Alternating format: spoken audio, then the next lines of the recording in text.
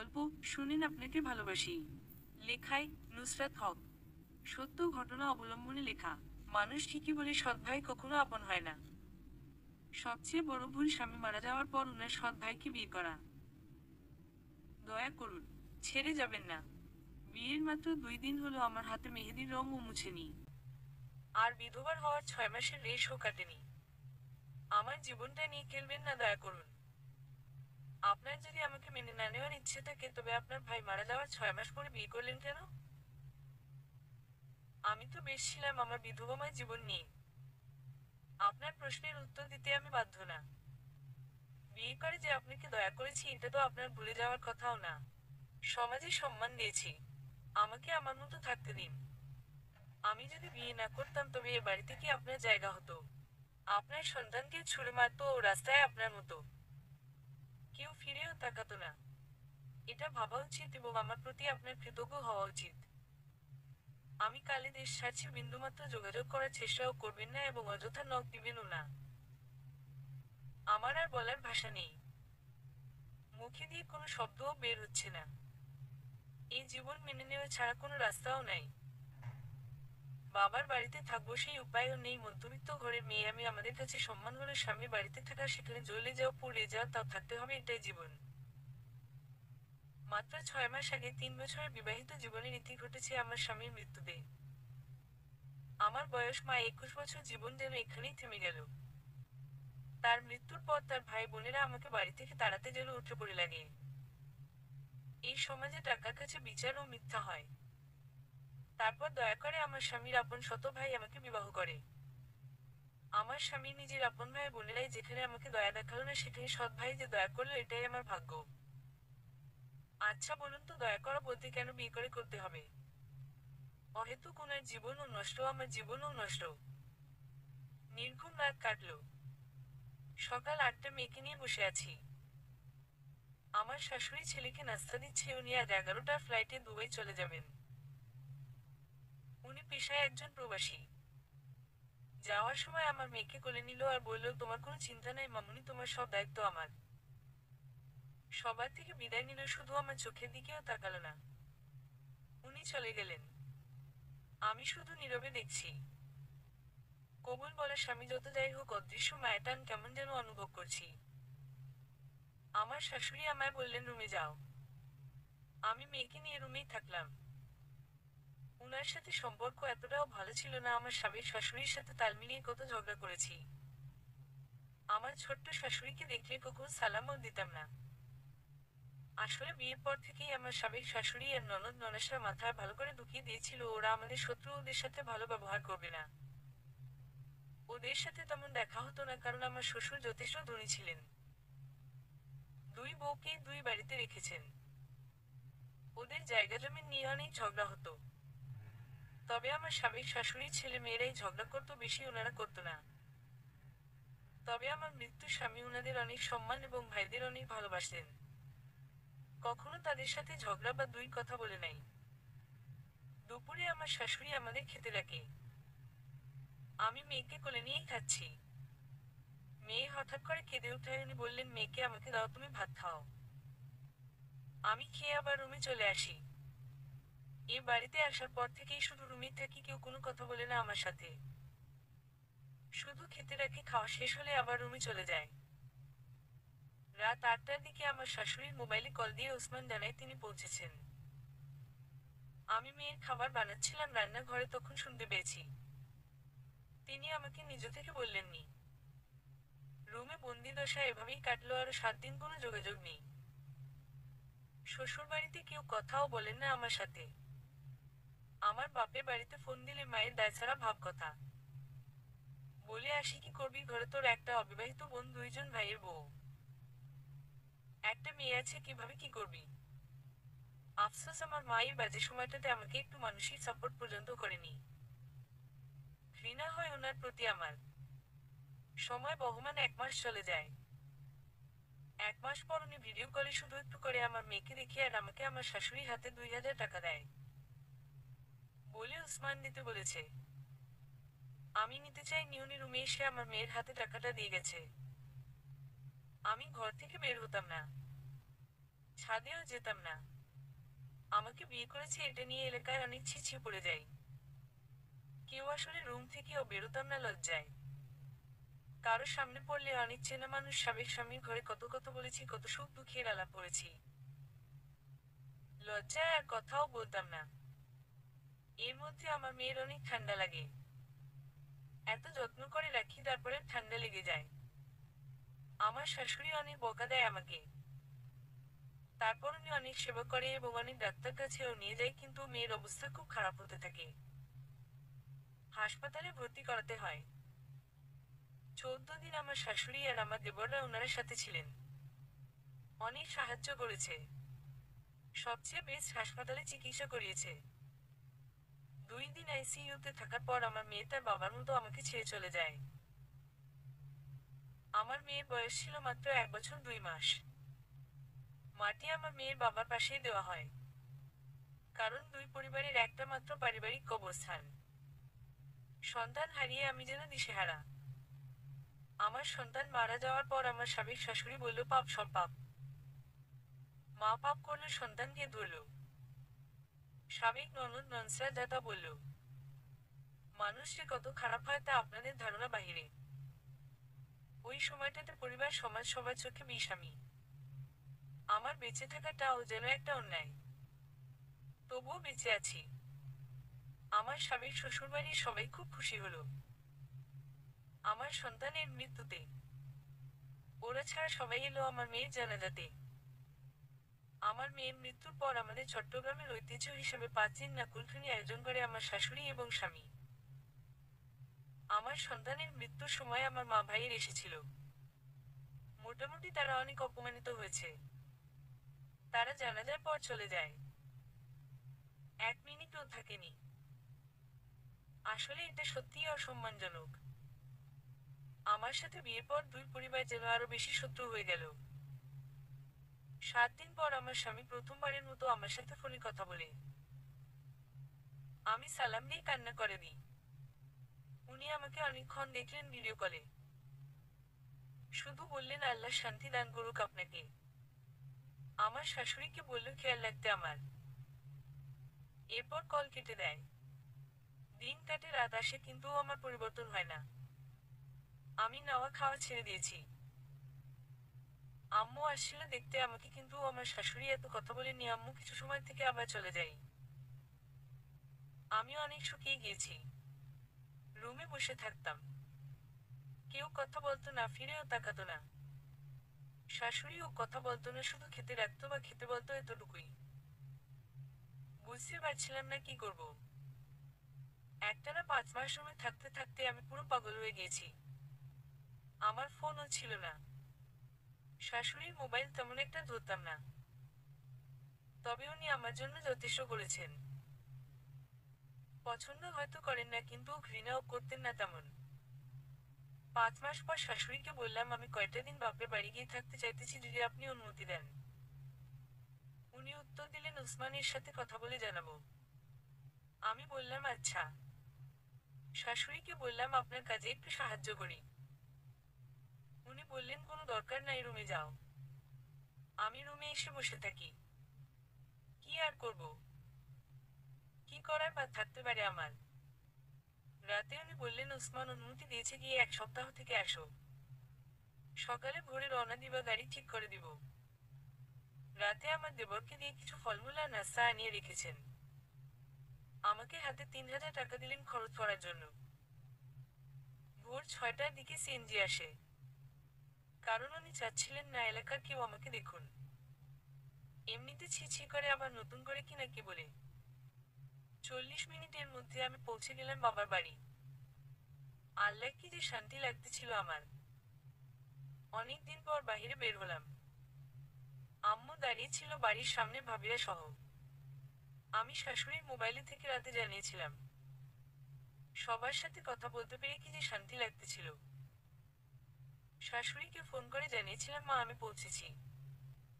উনি বললেন, ঠিক আছে, এটা বলে কল কেটে দেয়। আর কিছু বলেননি।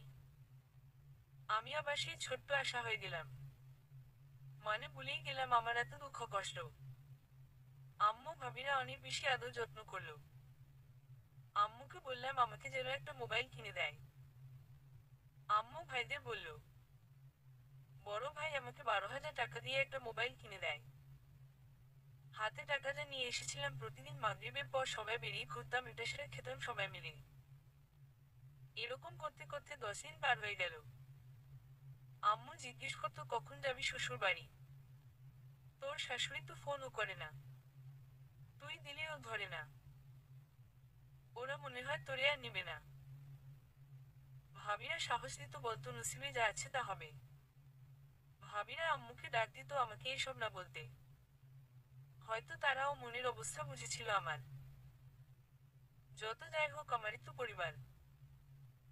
আমি আবার সুখী আছি। আমারও ফিরে যেতে ইচ্ছে করছে না।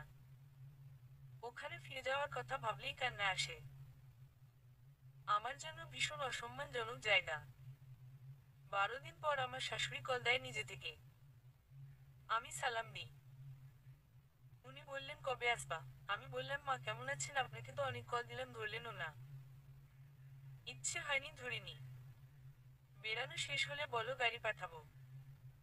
মা আর কয়টা দিন থাকি। উনি বললেন আচ্ছা। আমি সালাম দেওয়ার আগেই উনি কল কেটে দিলেন। আমি আরো কয়টা দিন থাকবো, আমার ভালো লাগছে। এদিকে হাতে টাকাও শেষ। বড় ভাবি বিকেলে জিজ্ঞেস করলেন কোথাও যাবা না আজকে। আমি বলি না, যাব না। কেন? টাকা ফুরিয়ে গিয়েছে। তো কি হয়েছে, চলো আজকে আমি ঘুরাবো। তারপর উনি আমাকে 1,350 টাকা দিলেন লুকিয়ে। বললেন খরচ করো। আমি বললাম লাগবে না। তারপরেও জোর করে দিলেন। আমাকে আমার ছোট্ট বোন অনেক ছবি তুলে দিত। কত ডং করে করে ছবি তুলেছি হিসাব নাই। 6 দিন পর আমার শাশুড়ি দুপুরের দিকে আম্মুর মোবাইলে কয়েকটি কল দেয়, আমি ধরি নাই। উনার নাম্বারটা ব্ল্যাক লিস্টে ফেলে দিই। আমি বড় ভাবির সাথে পরামর্শ করেছি আর ফিরে যাব না ওই অসম্মানজনক জায়গাতে। গিয়ে কি হবে, কিসের আশায় যাব? দুইটা ভাতের আশাতে। এর চেয়ে চাকরি করে খাওয়া অনেক ভালো। পুরনো বান্ধবীদের সাথে মিশা শুরু করলাম। আমার মা শুধু বলতো কখন যাবি।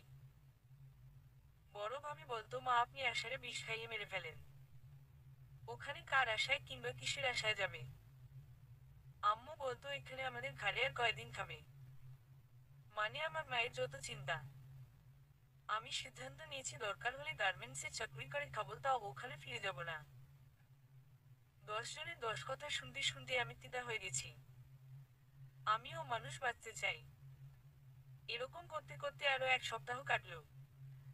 একদিন রাতে দেখি আম্মুর ফোন বাজছে। তখন রাত 12টা হবে। আম্মু রিসিভ করে। আম্মুকে সালাম দিয়ে জিজ্ঞেস করে কেমন আছেন। আম্মু বলে কি, আমি ওসমান। আম্মু বলেন বাবা ভালো আছো, শরীর ভালো। উনি বললেন জি। তারপর উনি বললেন আমাকে দেওয়ার জন্য। আমি শুনে ঘুমের ভান ধরে থাকি। আম্মু ডাকে আমি ফোন নিতে চাইনি। তারপরেও নিলাম।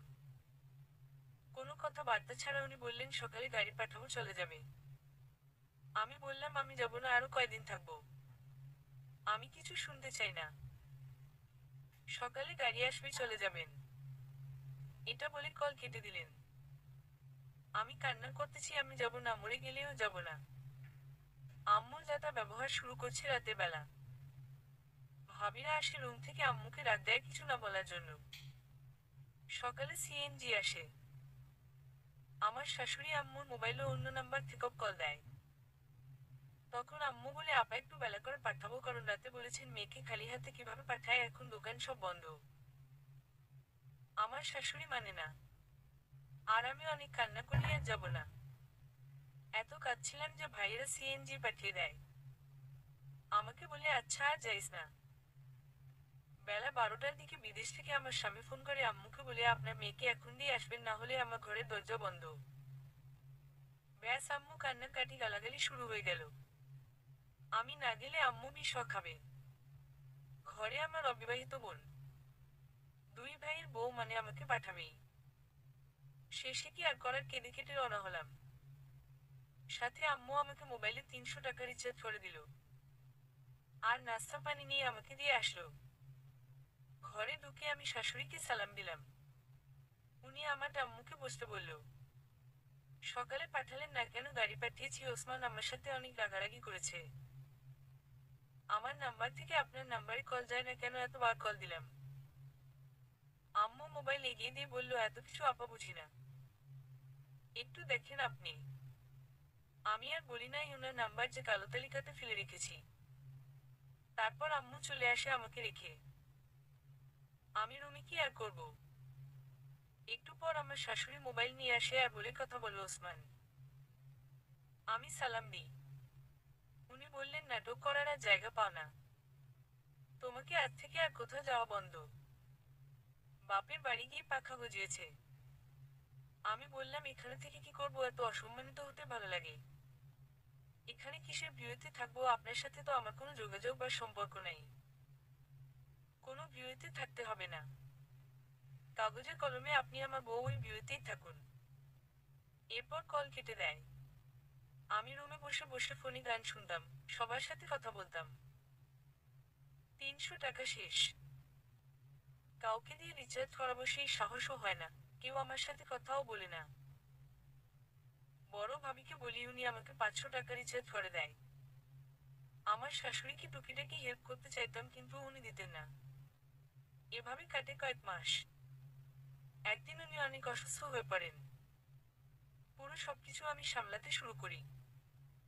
কাজ রান্না বান্না শেষ হলে ওনার মাথা টিপে দিতেন আর আমার ফোনে গান টান শুনতাম।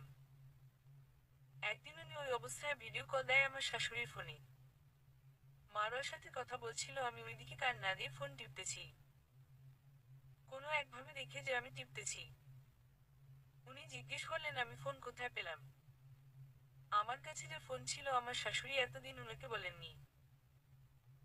তখন শাশুড়ি বলে, 5 মাস আগে বাপের বাড়ি থেকে আসার সময় আনি। উনি তো রেগে মেগে আগুন। আমার শাশুড়ির সাথে চিৎকার চেঁচামেচি করে ফোন কেটে দেয় আর বলে, এখনই যেন ফোন নিয়ে নি। উনাকে কেন এত মাস বলেনি আমার হাতে ফোন ছিল। ফোন কোন সাহসে ব্যবহার করতে দিয়েছে। আমার শাশুড়ি বলল, ফোনটা দিয়ে দাও, ও রাগারাগি করবে। আচ্ছা থাক, দিও না, লুকিয়ে ব্যবহার করো তুমি, ও বাকি করবা একা একা। বিকেলের দিকে আমার আম্মু আসলো বড় ভাই সহ। তারপর বলল, ওসমান কল দিয়েছে দুপুরে। ফোন দিয়েছি কেন? এটা নিয়ে অনেক রাগারাগি করছে। ফোনটা দিয়ে দে। আমি ফোনটা দিতে চাইনি, কারণ সারাদিন একা একা কি করব। আম্মু গালাগালি দিয়ে রাগারাগি করে নিয়ে নেয়। আমিও উনাদের সাথে যেতে চাইছিলাম কয়টা দিন থাকার জন্য। আমার শাশুড়িও বলেছিল, কিন্তু ওসমানকে জানানোর পর উনি না বলল। আম্মুরা চলে যায়। শাশুড়ি সুস্থ হলো। তিনিও আমাকে মেনে নিতে শুরু করলেন, টুকিটাকি কথাবার্তা বলেন। উনার কাজে হেল্প করি অনেক। এর মধ্যে ওসমানের মেজ ভাইকে দুবাই নিয়ে যাই। স্বামীবিহীন শ্বশুরবাড়িতে কাটলো প্রায় 17 মাস।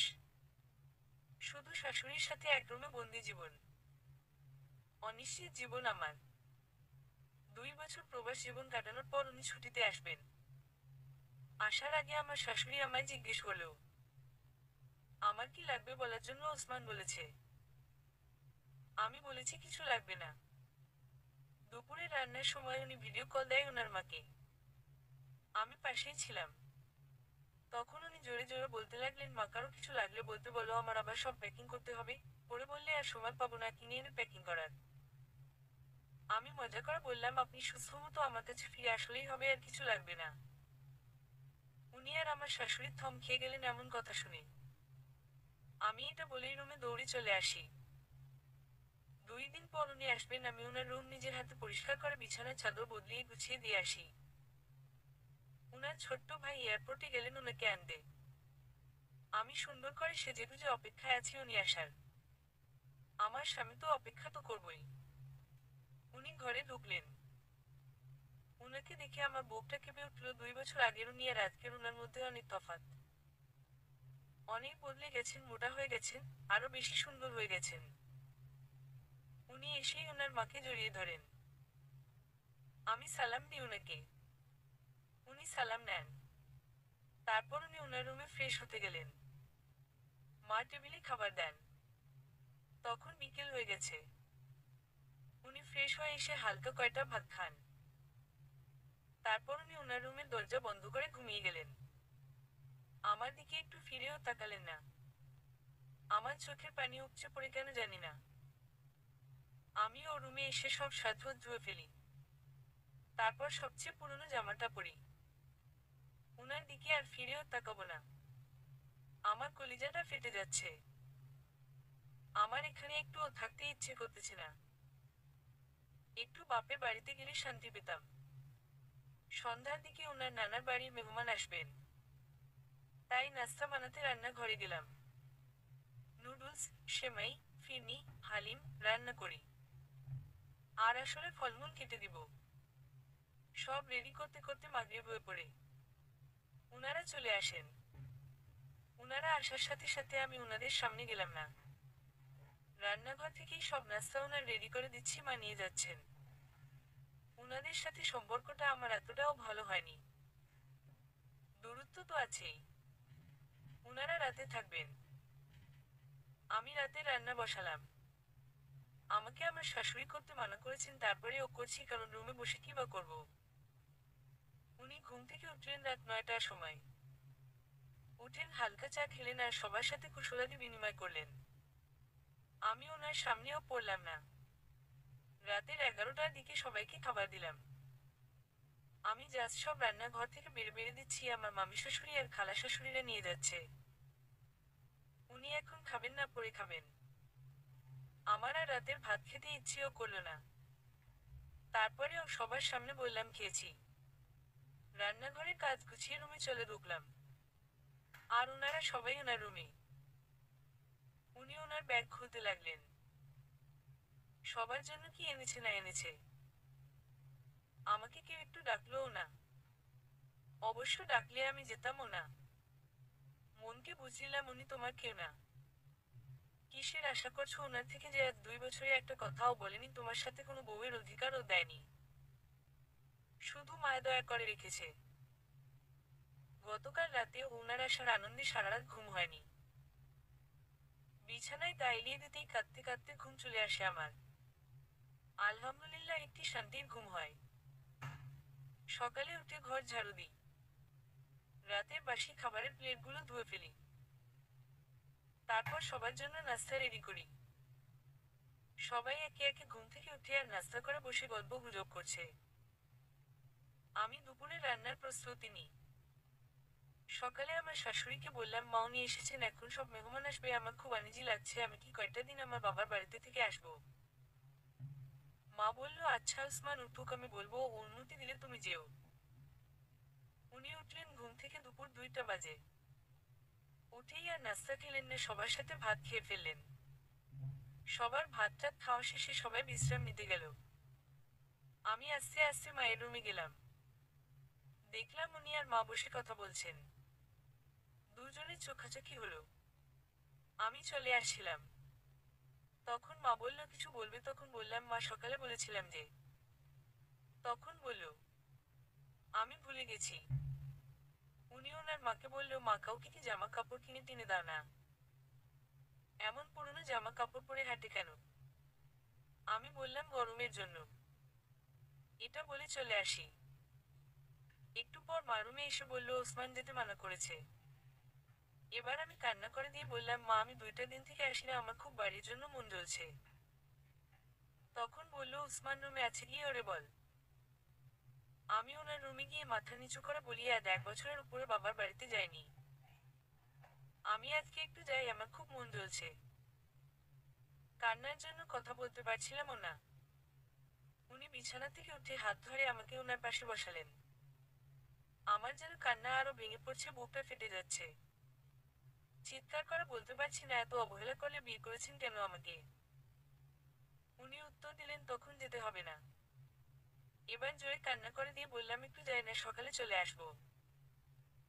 দরকার হলে রাতে চলে আসবো, একটু করে যাই না। উনি আমার দিকে অনেকক্ষণ তাকিয়েছিলেন। তারপর আমার চোখের পানি মুছিয়ে দিয়ে বললেন, আচ্ছা যাও, সকালে চলে আসিও।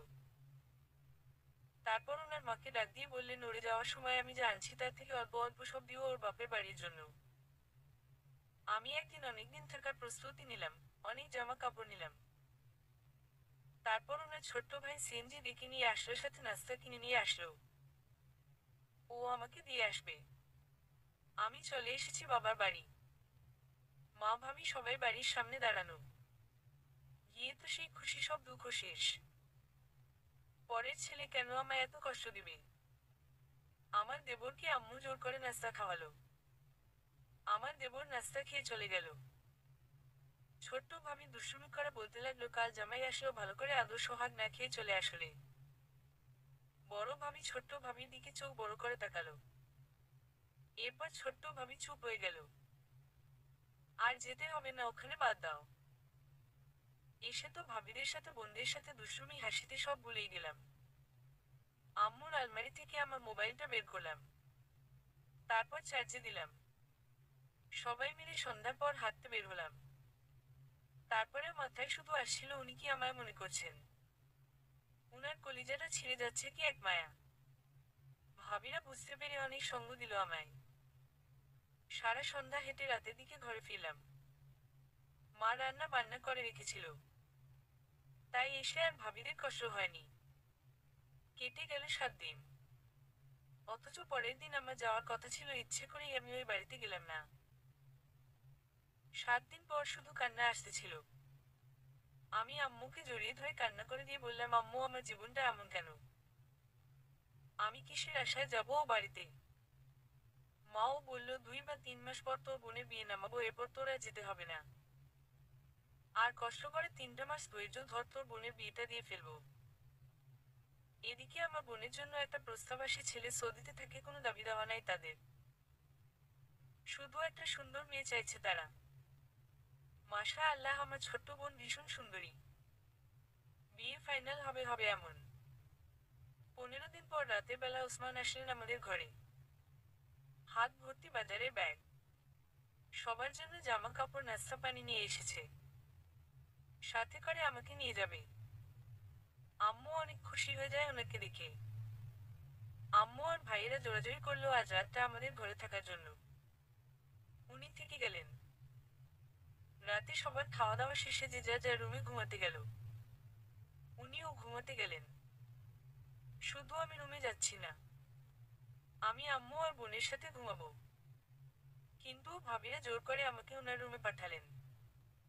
আমি রুমে গিয়ে দরজাটা বন্ধ করি না, এমনি পর্দা দিই। তারপর ওনাকে বলি কি করব, আপনার সাথে থাকতে এক রুমে থাকতে বলল।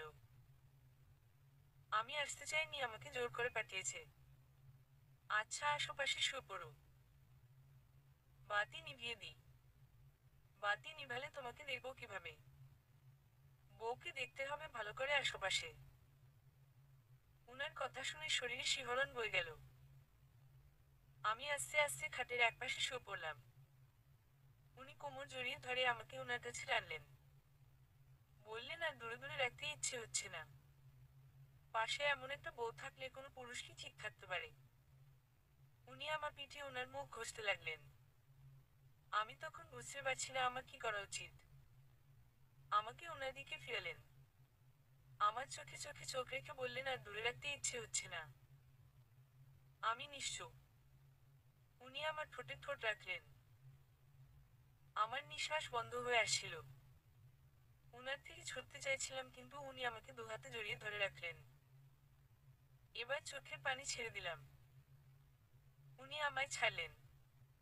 আমি বললাম প্লিজ আর না। আমাদের কোনো ভবিষ্যৎ নেই। আর কাছে আসবেন না। কালকে আপনাদের ঘরে গেলে সব ভুলে যাবেন। আমি এমন মর্যাদা আমার বাপের বাড়িতে চাই না। আমি স্বামীর ঘরে স্বামীর পাশে স্বামীর সোহাগে পরিপূর্ণ হতে চাই। উনি আমায় বললেন তবে চলো, এখনই এখানে আর থাকতে ইচ্ছে হচ্ছে না। তখন রাত 12:30। আমি বললাম এত রাতে। পাগল আপনি, সকাল হোক। আমাকে জড়িয়ে ধরে আমার ঠোঁটে চুমু খেয়ে বললেন আমার ঘরেই আমার সোহাগে পরিপূর্ণ করব। উনি আম্মুর মোবাইলে কল দিলেন। আম্মুকে রুমে আসতে বলল। আমায় বলল বোরকা পরে তাড়াতাড়ি রেডি হয়ে নাও। আর কিছু নিতে হবে না, সকালে ভাই এসে সব নিয়ে যাবে। আম্মু রুমে আসলো, আম্মুর থেকে বিদায় নিয়ে ঘর থেকে বের হলাম। আম্মু এভাবে যেতে দিতে চাইছিল না, কিন্তু উনার জোরাজোরিতে আটকে রাখতে পারলেন না। আর উনিও ঘরের আর কাউকে ডাকতেও দিল না। নিস্তব্ধ রজনী। পুরো রাস্তার খালি শুধু উনি আর আমি পাশাপাশি হাঁটছি। উনার হাতের মুঠোতে আমার হাত। আমি বললাম, কাছে যখন টানবেন তাহলে ডং করছেন কেন?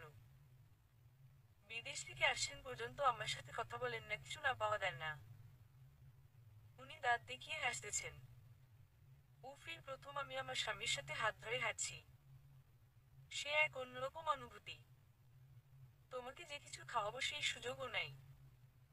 সব দোকান বন্ধ। একটা গাড়িও পাচ্ছি না, হেঁটে হেঁটে যেতে হবে মনে হয়। ভালোই তো লাগছে আপনার সাথে হেঁটে যাওয়া। আচ্ছা, একটা প্রশ্ন করি আপনাকে। হু, বিয়ে করেছেন কেন আমাকে? সমাজের এত মানুষ এত কথা বলে গায়ে লাগে না? আপনার শত ভাই বোনেরাও কত কথা বলে, কত অপমান করে কথা বলে, আমার জন্য অনেক ছোট্ট হতে হয় আপনাকে। বিয়ে করেছি কেন ও নাই। তবে ভাইয়ের কথা রেখেছি। বলেছিল আমাকে আমার মেয়েটাকে বউটাকে দেখিস। মনে হলো বিয়ে করলেই ভালোভাবে দেখতে পারবো, তাই করেছি। তারপর মেনে নিতে পেরেছি কিনা জানি না, তবে টান এবং মায়া অনুভব করি। তোমাকে ভালোবাসবো, ভীষণ ভালোবাসবো, আর দূরে রাখবো না। দেখেন, এভাবে তো হয় না। জীবন, বয়স, সময় কোনোটাই থেমে নাই। আমাকে ভালো না লাগলে বাদ দিন, কিন্তু দূরে রাখিয়ে না। আর একটুও দূরে থাকতে চাইছি না। হু, ইনশাআল্লাহ। আমার আজকের রাতটা সারা জীবন মনে থাকবে, এই প্রথম স্বামীর সাথে এত সময় কথা বলা, পাশাপাশি হাঁটা, হাতে হাত রাখা। আকাশের দিকে তাকিয়ে আল্লাহকে বললাম, আল্লাহ প্লিজ সময়টা থামিয়ে দাও, বাকি জীবন এভাবে থাকতে চাই ওনার পাশে। অনেক দূর হাঁটতে হাঁটতে অবশেষে একটা রিকশা পেলাম। কিন্তু ভাড়া দ্বিগুণ। উনি আর দামাদামি করলেন না। উফ, আমরা পাশাপাশি রিকশায় ভাবা যায়। যে লোক আমাকে পাওয়াও দিত না, তার সাথে পাশাপাশি রিকশায়। রিকশায় থাকাকালীন আমার শাশুড়িকে উনি ফোন করেছেন দরজা খোলা রাখতে। বললেন ওখানে ঘুম আসছিল না, তাই চলে আসতেছি। রিকশা থেকে নেমেই আমি ঘরে আমার রুমে চলে আসি। আমার শাশুড়ি আগেই দরজা খুলে রেখেছিল। এসেই বোরকা খুলে একটু ফ্রেশ হয়ে নিলাম। উনার রুমে আর গেলাম না, আমার রুমেই শুয়ে পড়লাম। আর লজ্জাও পাচ্ছি। চোখে ঘুম নামলো আমার। তখন হঠাৎ মনে হলো কেউ আমাকে জড়িয়ে ধরেছে। লাফ দিয়ে উঠলাম। উনি বললেন, আরে আমি আমি ফ্রেশ হয়ে আসতে আসতে তুমি ঘুমিয়ে গেলা। আমি আবার ওনার পাশে ওনার বুকে মুখ গুজে ঘুমিয়ে পড়েছি। আজ বহুদিন পর মহাকালের ঘুম ঘুমিয়েছি।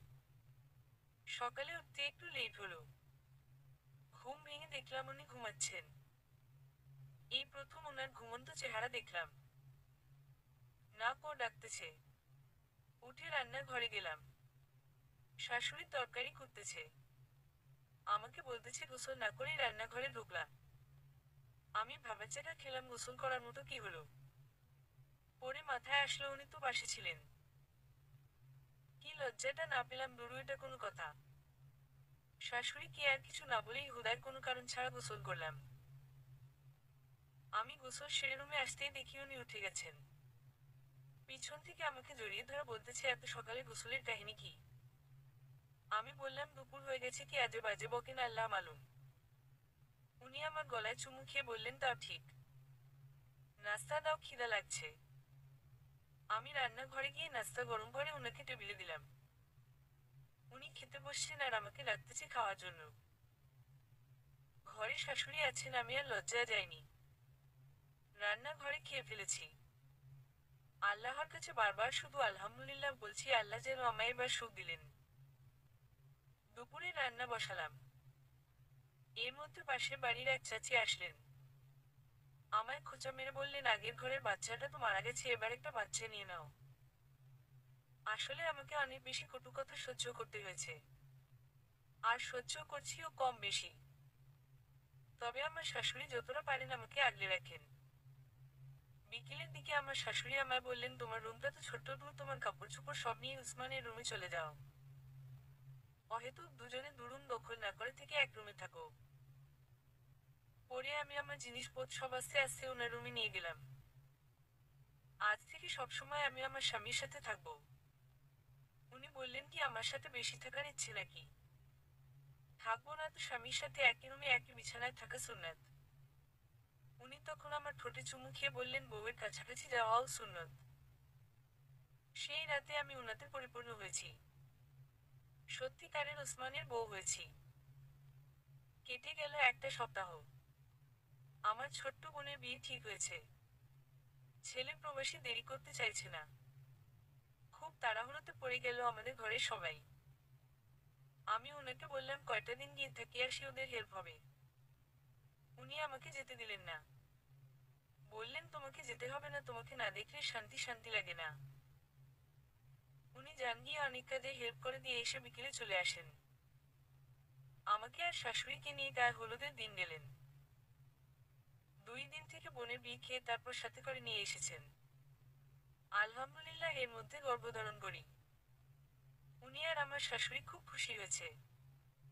এদিকে ছুটি শেষ, এদিকে উনি যেন আমাতে মগ্ন ছেড়ে যাইতেও চাচ্ছেন না। আমাকে চেক আপে নিয়ে যেতেন সাথে করে। ঘর ভর্তি হুদায় খাবার এনে রাখত। অথচ তেমন কিছু খেতে পারতামও না। উনি বিদেশ যাওয়ার আগের দিন আমাকে জড়িয়ে ধরে কি যে কান্না! আমার মায়াতে পড়ে গেছেন। কত করে বলে গেলেন আমার টেক কেয়ারের কথা আমার শাশুড়িকে, তার ছোট্ট ভাইকে। রাতে আমাকে শাশুড়ির সাথে ঘুমাতে বলেছেন। একা থাকতে নিষেধ করেছেন। যাওয়ার সময় আমাকে শাশুড়ির হাতে দিয়ে যান। উনি চলে গেলেন। যাওয়ার পর উনাকে ভীষণ মিস করতাম। সারাক্ষণ আমাকে ভিডিও কলে লাইনে রাখতেন। হুদায় রাখতেন, কাজে আছেন তাও লাইনে রাখতেন। এদিকে আমার গর্ভধারণের 7 মাস পার হলো। আমাকে দেখে পুরো বোঝা যাচ্ছে আমি গর্ভবতী। আমার স্বামীর শাশুড়ি আর ননদ ননসরা আমাকে যাতা গালাগালি করলো। আরো বলল, তোর মরা বাচ্চা হোক। কত যে অভিশাপ ওরা আমাকে দিত, হিসাব নাই। আমার শাশুড়ির সাথে অযথা ঝগড়া করত। উনাকে কান্না করে করে ফোন করি, কারণ আমার আর সহ্য হচ্ছিল। উনার সেই কি যে রাগ ওদের উপর ঝাড়ল। এরপর আর সামনাসামনি কখনো এমন বলার সাহস করেনি। তবে পিছনে অনেক কথা বলতো যা আমার কানে আসতো। দেখতে দেখতে 9 মাস পার হলো। উনার মতো দেখতে আমার একটি ছেলে হলো, আলহামদুলিল্লাহ। সবাই ভীষণ খুশি। এর মধ্যে আমার মেজ দেবর আসলো বিদেশ থেকে। উনি যে ছেলের জন্য কত কিছু পাঠিয়েছে তার কোনো হিসাব নাই। আমার ছেলেটা ঘরের সবার চোখের মণি। আমি শুধু খাওয়াতাম।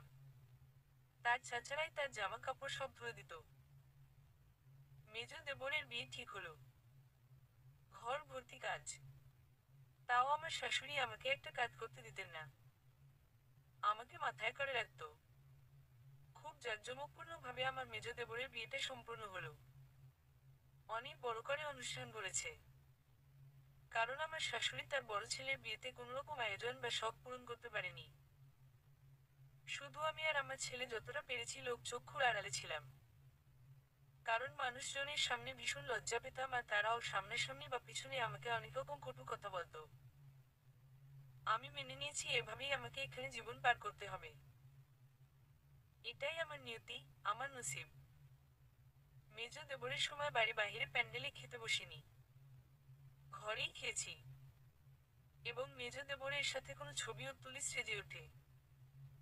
আমাকে ডেকেছিল, আমি ছেলের অজুহাতে যাইনি। আমার পরিবারকেও দাওয়াত দিয়েছিল। আম্মু আর ভাবিরা ভীষণ লজ্জিত হয়েছিল। এই প্রথমবারই আমার ভাবিরা এসেছিল আমার শ্বশুর বাড়িতে। কোনোরকম খাবারটা খেয়ে ওনারা চলে যান। আমি জাস্ট নতুন কাপড় পরেছিলাম, তেমন সাজি নাই। আমার স্বামী আমাকে ভিডিও কল দিয়েছিল। তিনি জিজ্ঞেস করেছেন, তোমার দেবরের বিয়ে তুমি সাজো নাই কেন, এমন সাদামাটা কেন? তখন বলেছি ছেলে জ্বালাইতেছে এজন্য। আচ্ছা, আমি এখন রাখছি, ছেলেকে ঘুম পাড়াবো। অবুক আর বউ। এই ফোন রাখি, কাঁদিত চার। আর অজ্ঞ বউ। আর নোনাই আর হলে যা। আর পরাণ কি হইয়ে দে তোয়ার। তোয়ারে হনে কি হইয়ে দে চাই হ। আমার চোখে পানি টপটপ করে পড়ে গেল সব। আমি বললাম, আমার নসিব, সব কি আর বলবো আপনাকে। আপনার শত ভাইয়ের বউ ছিলাম, এখন আপনার বউ সমাজ কি আমাকে ভালো চোখে দেখছে? উনি বললেন, থাক, মন খারাপ করিও না। আল্লাহ ভরসা। আল্লাহ ওম পরিকল্পনা তারি। আমাকে ভরসা, বিশ্বাস দিয়ে ফোন রেখে দিয়েছেন। বিয়ের আনুষ্ঠানিকতা জাঁকজমকপূর্ণ, ভালোভাবে শেষ হয়েছে।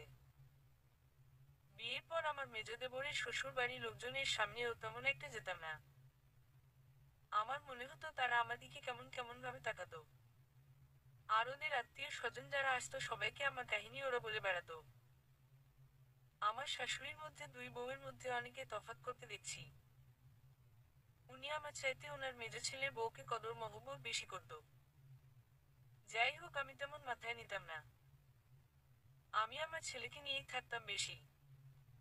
আমার মেজ দেবরের বউ ছিল ভীষণ সুন্দরী, 17 বছর বয়সের এক যুবতী। কুড়ি ভরি সোনার গহনা দিয়ে ঘরে তুলেছে। আর আমার একটা নাকফুলও ছিল না। আমার এতটাই দুর্ভাগ্য যে স্বামী থেকে একটা নাকফুলও পাইনি। অবশ্য ওনাকে কখনো বলিও নাই আমি। দিনকে দিন আমি বুঝতাম পারলাম আমার প্রতি অবহেলা, অবিচার শুরু হলো। খাবার হতে শুরু করে সবকিছু। আমার শাশুড়ি যখনই বাইরে যেত আমার মেজ জায়ের জন্য কিছু না কিছু আনতো। আমার জন্য আনতোও না, আমার ছেলের জন্যও না। আমার মেজ জাও খুব একটা বেশি আমার সাথে কথা বলতো না। আমি বলতাম না। আমি বললেও একটা বা দুইটা উত্তর দিত। সারাক্ষণ আমার শাশুড়ির সাথে থাকতো। ওরা সবাই মিলে ঘুরতে যেত। নতুন নতুন বিয়ে হয়েছে, আত্মীয় স্বজনদের বাড়িতে দাওয়াতে যেত। আমি আর আমার ছেলে ঘরেই থাকতাম। আমার ছেলেকে আর তেমন একটা কদরও করতো না আর। আমি আমার নিয়তি মানিয়ে নিয়েছি। ধীরে ধীরে আমার স্বামীও আমাকে ফোন করা কমিয়ে দিল। এত ভালোবাসা দেখিয়েছিল যে এখন আর খুব একটা খবরও নেই না। আমি কল দিলে তেমন একটা ধরতো না। বাচ্চার ছবি পাঠাতাম অনেক, কিন্তু সিন করে রিপ্লাইও দিত না। অনেকবার কল দিলে একটা কল ধরে বলতো বিজি আছি, পরে কথা হবে। বুঝতে পেরেছি আমাদের আর কদর নাই এ বাড়িতে। একদিন মাকে বললাম, মা, আমি কয়টা দিন বাবার বাড়ি থেকে থেকে আসি। উনি বললেন, আচ্ছা যাও। আমি আমার বাচ্চার বাবাকে ভয়েস দিয়ে বলেছি। মেসেজ দিয়ে ও বলেছি যে বাপের বাড়ি যাচ্ছি, কয়টা দিন থাকবো। বাবার বাড়িতে 1 মাস ছিলাম, তারও কোনো খোঁজ খবর পর্যন্ত নাই। তারপর আর কি নিজে থেকে ছেলেকে নিয়ে চলে এসেছি। আসার পর আমার কোনো পাত্তা বা গুরুত্ব নাই। একদিন উনি ওনার ছেলেকে বলতে শুনেছি যে বাবা, জীবনটা আবার শুরু কর। এই মেয়েকে নিয়ে তোর দিন যাবে না। বুঝতে পেরেছি আমার এই সংসারের ভাঙন হয়তো শুরু। এভাবে অবহেলায় কেটে গেলে 6টা বছর। এর মধ্যে আমার মেজ দেবরের 2টা ছেলে মেয়ে হলো। ওরা দুবাই গিয়ে আমার শাশুড়ি সহ 1.5 বছর থেকে এসেছে। এই 6টা বছর আমার স্বামী আমার সাথে কোনো ধরনের যোগাযোগ করেনি। মাঝে মাঝে তার মায়ের মোবাইল থেকে আমার ছেলেকে দেখত। আমার শাশুড়ি দুবাই থেকে আসার সময় ছেলের বাবা কিছু খেলনা দিয়েছিল ছেলের জন্য। আমার শুধু কান্না আসতো, অনেক কেঁদেছি, তাহাজ্জুদ দেওয়ানি বলেছি, কিন্তু আমার নসিব বদলায়নি। একটা সময় মনে হলো এভাবে জীবন যাবে না। আমি আমার ছেলেকে নিয়ে চলে এসেছি আমার বাবার বাড়িতে। আমি বাবার বাড়ি আসার 1 সপ্তাহ পরে শুনি আমার স্বামী দেশে এসেছে এবং দ্বিতীয় বিবাহ করেছে অল্প বয়সী এক অতি সুন্দরী মেয়েকে। 10 ভরি গোল্ডের গহনা দিয়ে। আফসোস, ভালোবাসার রূপ বদলায় এভাবে বদলাবে বুঝতে পারি নাই। আমি শুধু সেদিন আমার ছেলেকে জড়িয়ে ধরে কেঁদেছি। উনাকে অনেক ইমুতে কল দিয়েছি, রিসিভ করেননি। ভয়েস দিয়েছি, বলেছি আমাকে যদি না রাখবেন তবে আমার জীবনের এতটুকু সময় কেন নষ্ট করেছেন? আমাকে কেন অপেক্ষা করিয়েছেন? আমার প্রশ্নের উত্তর আসেনি। ভাইদের সহযোগিতাতে ছেলেকে স্কুলে ভর্তি করিয়েছি। আমি ভীষণ ভেঙে পড়েছিলাম। আমার কলিজাটা ছিঁড়ে যেত। এই আফসোসে কেন আমার জীবনের এত বছর উনি নষ্ট করলেন? কি দোষ করেছি আমি? আমি পুরো বিছানায় পড়ে গিয়েছি। আমার ছেলেটা আমাকে জড়িয়ে ধরে রাখত। খুব মায়া লাগতো ছেলের দিকে তাকালে। আমি শুধু আমার ছেলের দিকে তাকালে ওনার কথা মনে হতো। পুরো দেখতেই ওনার মতো। ভালোবাসা মানুষকে মৃত্যু ঘটায়, এমন মৃত্যু যে নিঃশ্বাস নিতেও কষ্ট হয়। কলিজাটা শুধু কেঁপে ওঠে। মনে হয় ভালোবাসার মানুষরাকে দেখলেই শান্তি আসে। উনাতেই সব শান্তি নিহিত। বিয়ের 2 মাস পর উসমানের বউ তার পুরানো প্রেমিকের সাথে পালিয়ে গেছে গয়না এবং টাকা পয়সা নিয়ে। এটা শুনি আমার ছোট্ট দেবর থেকে। ও আমার ছেলেকে কিছুটা পছন্দ করত। মাঝে মাঝে আমার ছেলের জন্য এটা সেটা কিনে পাঠাতো। উসমান 6 মাসে ছুটিতে এসেছে। উসমানের প্রতি আমার আর ভালোবাসা নেই, আছে শুধু ঘৃণা। কিন্তু তবুও যদি আমাকে ফিরিয়ে নিতে চাই উনি, তবুও যাব আমার ছেলের জন্য। আমার জীবনে সুখ এমনিও নাই অমনিও নাই। পৃথিবীতে সব মেয়েরা সৌভাগ্যবতী হয় না, তাদের মধ্যে আমি একজন। আমি কিভাবে বেঁচে আছি শুধু আমি জানি।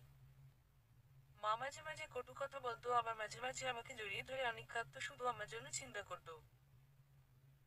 একদিন সকালবেলা আমার ছেলেকে নিয়ে স্কুলে যাচ্ছি, পথে উসমান দাঁড়িয়ে আছে। উনাকে দেখে আমার রুহটা কেঁপে উঠল। আমার ছেলে আমার দিকে তাকিয়ে আছে। আমি ছেলের দিকে তাকিয়ে বললাম, বাবারে কোনো দিকে না তাকিয়ে তুমি স্কুলে চলো। আমাদের এই দুনিয়াতে কেউ নাই রে বাবা।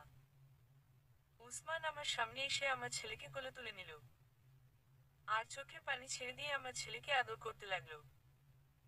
রাস্তার মধ্যে তাই আমি আর কিছু বলি নাই। জিজ্ঞেস করলো, কেমন আছো? ভালো আছি। বউ চলে গেছে তাই আমাদের খবর নিতে এসেছেন। আহারে, আমাদের বুঝি এখন মনে পড়ল। উনি নিশ্চুপ। কতক্ষণ পর বলল, চলো বাড়ি। আহারে, আজ এত বছর পর বলতেছেন চলো বাড়ি। আমরা মা ছেলেকে কি মনে করেন আপনি? আপনাকে ঘৃণা করি উসমান, আমার সামনেও আসবেন না। আপনার চেহারাও দেখতে চাইছি না। দূর হন আপনি। আর কখনো আসবেন না আমাদের জীবনে। রাস্তার মধ্যে আর কিছু না বলে ছেলেকে নিয়ে বাড়িতে ফিরে এসেছি। পথে জিজ্ঞেস করলো, মা স্কুলে যাব না? কাঁদতে কাঁদতে ছেলেকে বললাম, বাবা স্কুলে যাইতে হবে না আজকে। ঘরে এসে অনেক কাঁদছিলাম। আম্মাকে জড়িয়ে ধরে ছেলেকে জড়িয়ে ধরে আর বলতে লাগলাম, আমাদের নসিব কেন এমন করলো আল্লাহ। কাঁদতে কাঁদতে খেয়াল করলাম উসমান ঘরের দুয়ারে দাঁড়িয়ে আছে। আমার ছেলে ওনাকে দেখে বলল, বাবা তুমি চলে যাও, তোমাকে তুমি খালি আমাদের কাঁদাও। আমার মাও অনেক শোনালো ওনাকে। উনি আমার মায়ের পা ধরে বললেন, আমি ক্ষমার অযোগ্য, তবুও ফেরত নিতে আসছি ওদের। খালি হাতে ফিরিয়ে দিন না। আমার মা দিবে না। বলছে, বাবা অনেক হয়েছে, অনেক বয়স সময় নষ্ট হয়েছে আমার মেয়ের কারণে, দয়া করে তুমি আর ওদের জীবনে আসিও না। কিন্তু উনি আমাকে নিয়ে যাবেন। আমিও কান্না করতে করতে বললাম, কেমন বাবা আপনি যে ছেলের একটা খোঁজ নিতেন না, লজ্জা হওয়া উচিত আপনার। বউয়ের কোন দায়িত্ব আপনি পালন করেছেন? আমি যাব না।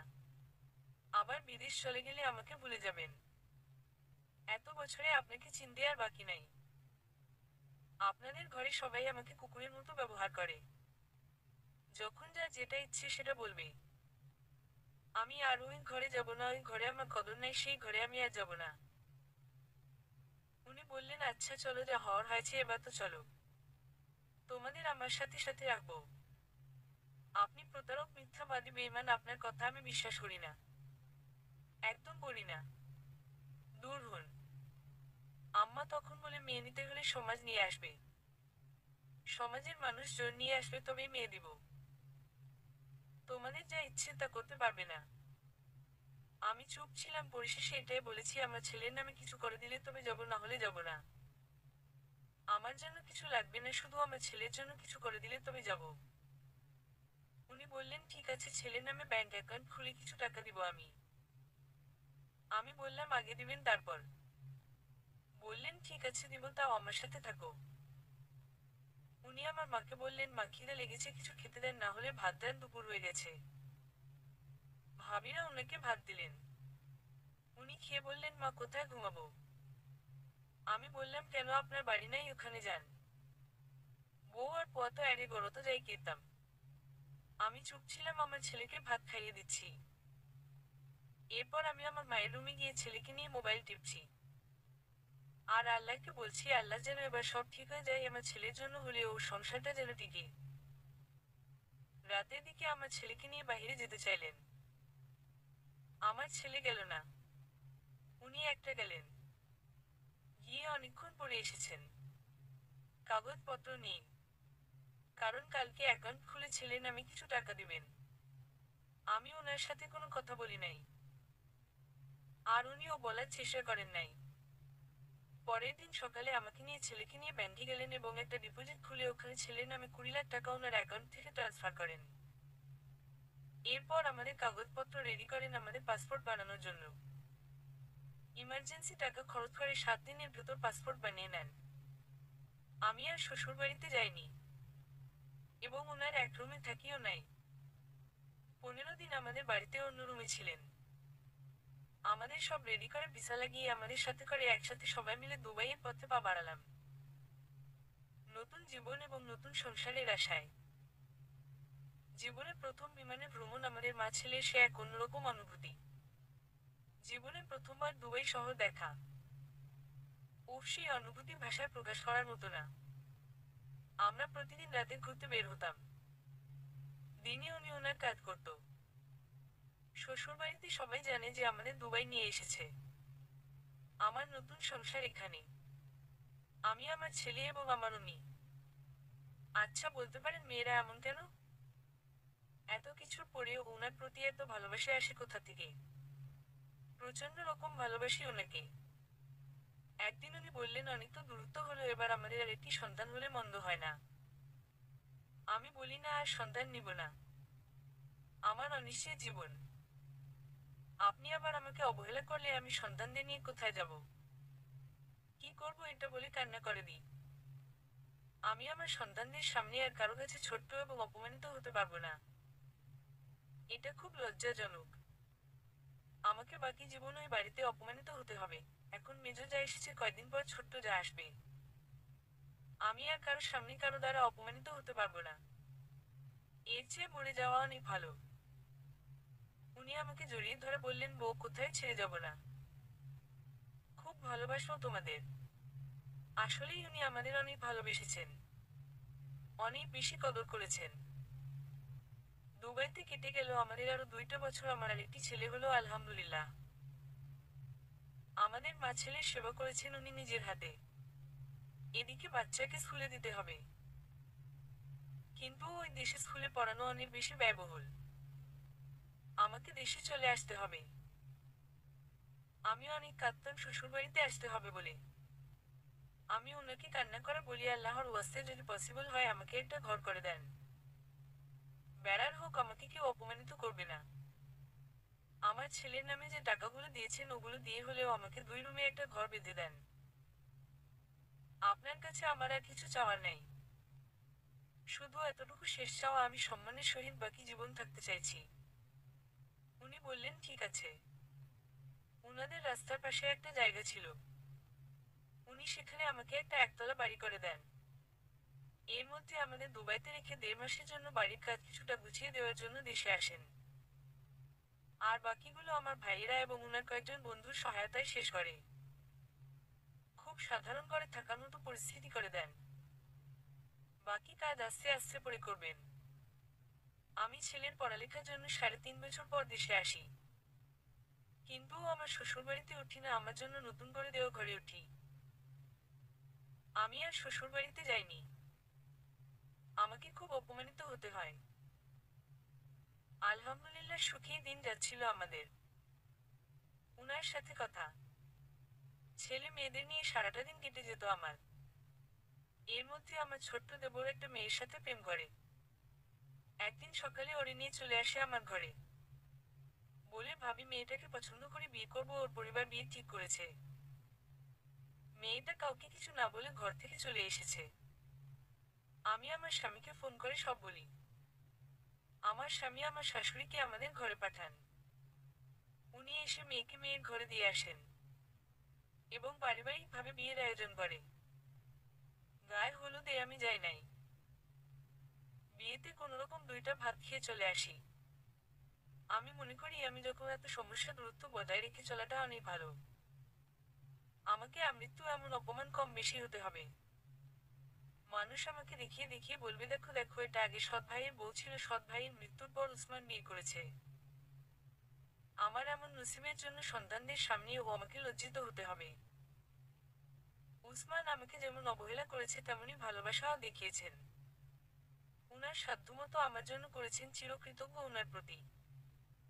দোয়া করবেন আমি যেন স্বামী সন্তান নিয়ে আজীবন ভালো থাকতে পারি। সমাপ্ত।